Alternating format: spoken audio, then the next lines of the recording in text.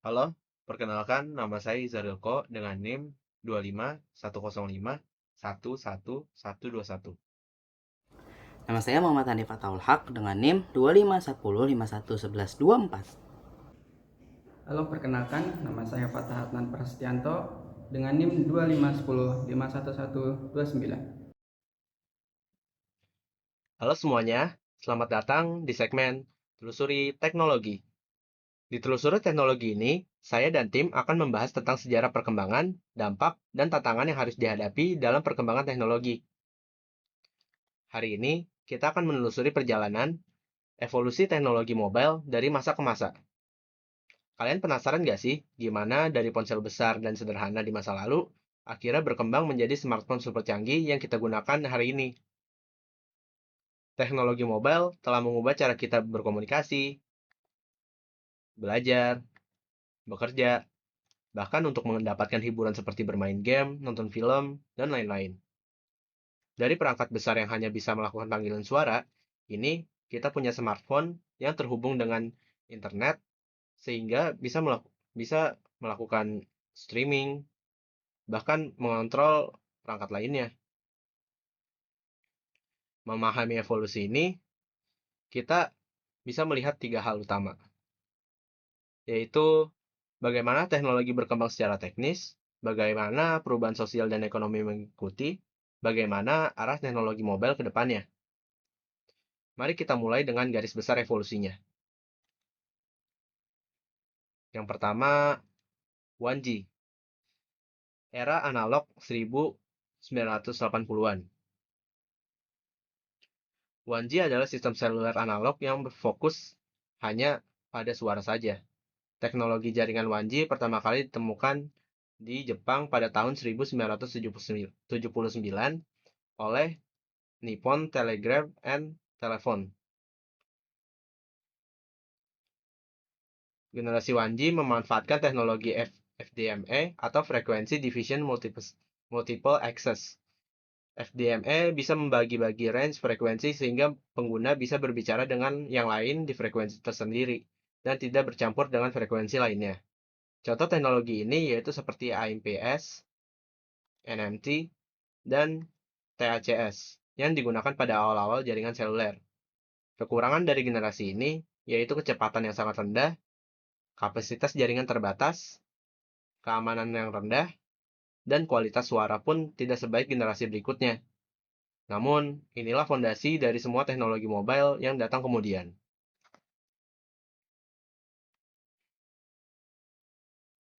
Berikutnya, ada 2G, era digital 1990-an.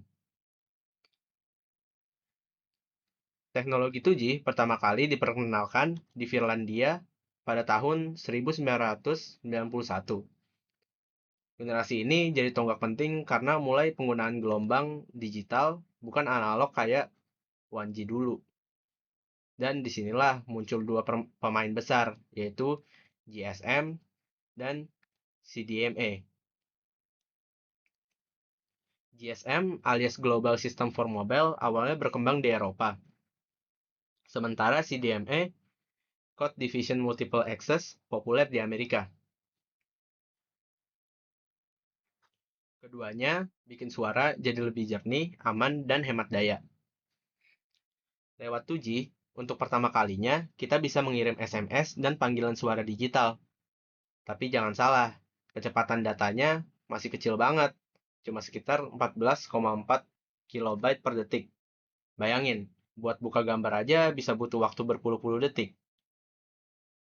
Teknologi ini juga melahirkan Aiden dari Motorola yang punya fitur push to talk, kayak walkie-talkie. Meski terbatas, 2G jadi dasar penting untuk komunikasi digital modern.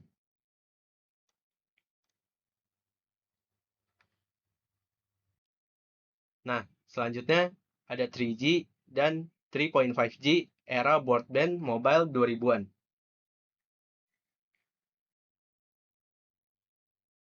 Teknologi ini mulai diperkenalkan tahun 2001 di Jepang dengan sistem baru bernama Wideband Code Division Multiple Access. Bedanya apa sama 2G? Kalau 2G cuma bisa bisa SMS dan suara, 3G udah dukung mobile internet. Kecepatannya bisa sampai 2 Mbps, hampir 10 kali lipat lebih dari 2G. Berkat 3G, kita bisa mulai video call, streaming musik, main game online, dan bahkan nonton YouTube, walaupun masih buffering ya. Di sini dunia mulai berubah dari sekedar komunikasi jadi konektivitas. Setelah 3G sukses, muncul peningkatan yang disebut 3.5G atau High Speed Downlink Packet Access.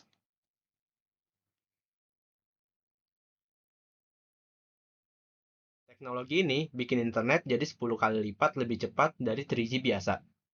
Dengan kecepatan hingga 14 Mbps, kamu bisa video call tanpa delay, streaming lancar, dan download lagu dalam hitungan detik.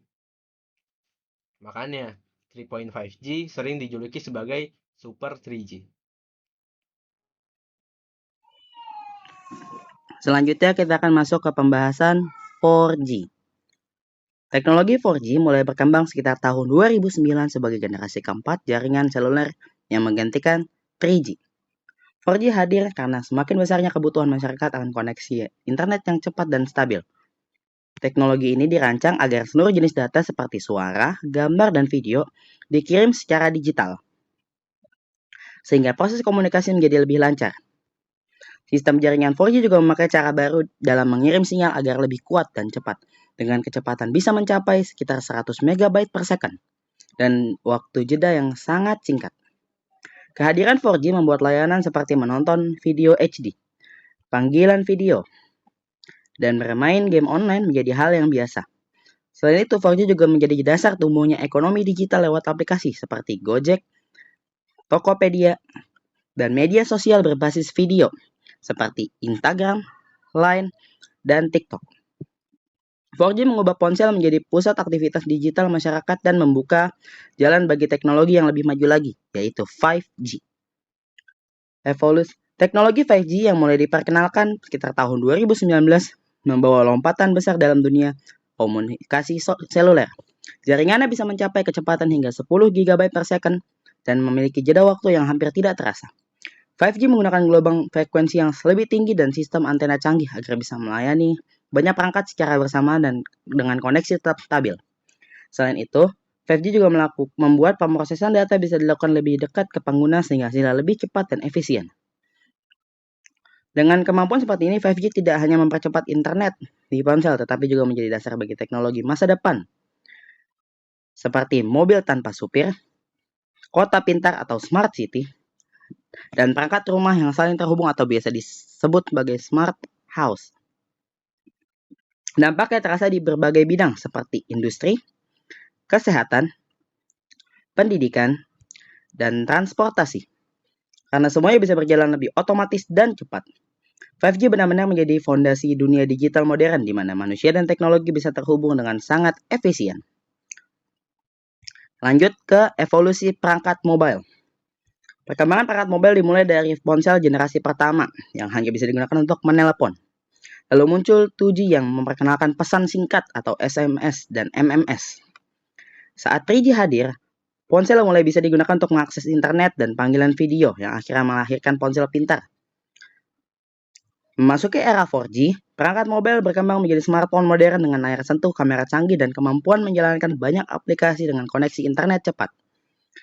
Kini di era 5G, smartphone menjadi bagian penting dari kehidupan sehari-hari, tidak hanya sebagai alat komunikasi tapi juga alat kerja, hiburan, dan pengendali berbagai perangkat pintar di rumah atau kendaraan.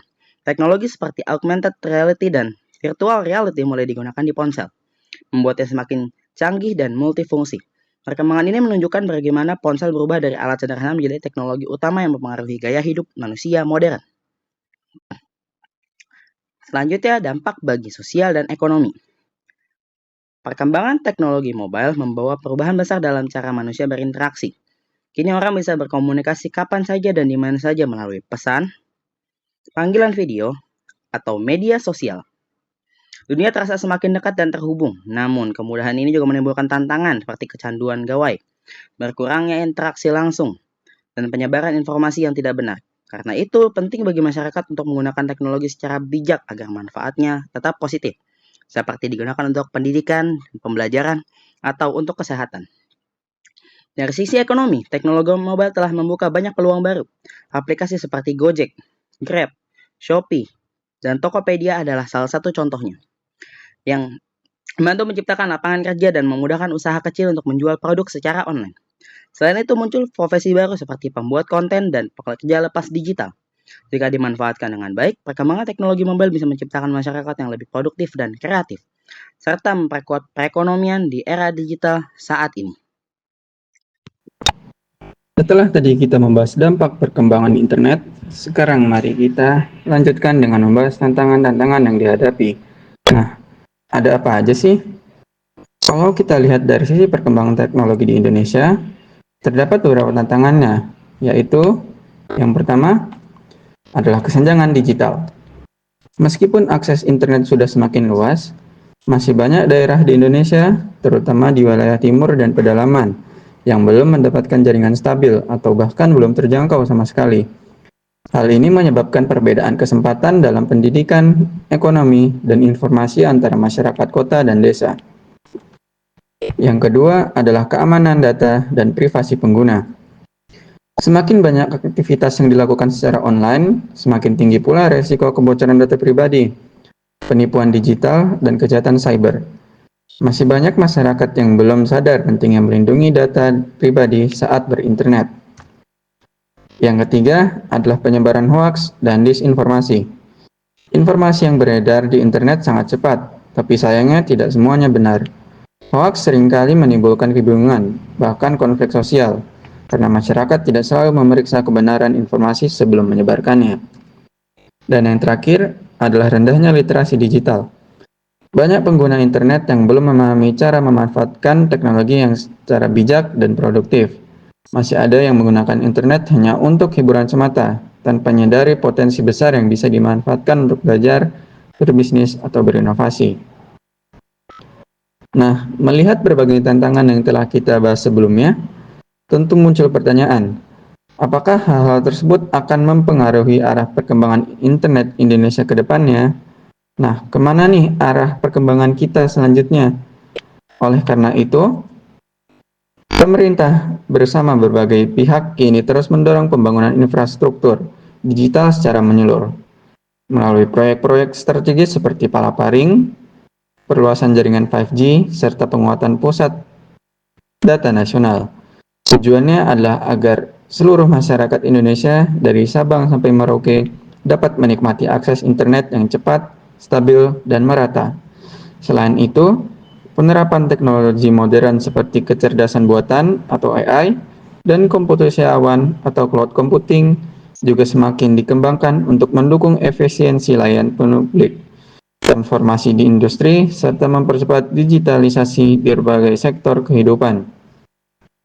Dengan kolaborasi antara pemerintah, pelaku industri, dan masyarakat, arah perkembangan internet di Indonesia ke depannya diharapkan bisa menciptakan ekosistem digital yang inklusif, aman, dan membawa manfaat bagi semua orang, sehingga menyongsong untuk Indonesia Emas 2045. Wah, gak kerasa nih, kita udah sampai di penghujung video.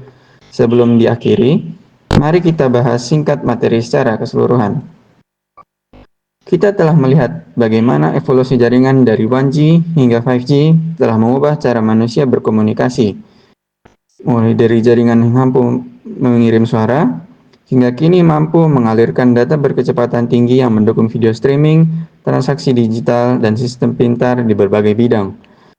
Seiring waktu, perangkat mobile juga mengalami transformasi besar, dari telepon genggam yang berukuran besar, yang hanya bisa menelpon dan mengirim pesan, menjadi smartphone multifungsi yang kini menjadi bagian penting dari kehidupan kita. Perubahan ini tentu membawa dampak yang luar biasa bagi masyarakat, pendidikan, ekonomi, hingga pemerintahan, dan juga memiliki beberapa tantangan seperti kesenjangan digital, hoaks, dan keamanan data. Nah, sekian video penjelasan tentang perkembangan internet di Indonesia dari kami. Terima kasih dan sampai jumpa.